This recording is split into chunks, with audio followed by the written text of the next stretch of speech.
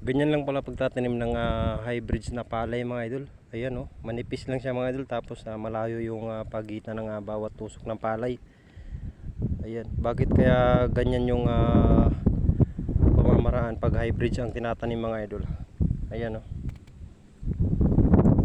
Ayan, nandito kami ngayon sa mga idol, nasa Magunting kami dito sa Concepcion Tarlac. Nasa barangay Magunting kami mga idol. Dito kami nagtatanim. Ayan yung tinataniman namin mga idol. Grabe ang lalaki ng kahon dito mga idol. Ayan oh, hanggang dun sa may dulo ni mga idol, yung may bahay na yun. Ayan mga idol, paikot yan mga idol. Ayan oh. Ayan yung mga nagbubunot ng punla. Grabe kalawak yung tinataniman namin ng palay mga idol. Ayan, hanggang dun yan sa may dulo mga idol. Ayan oh.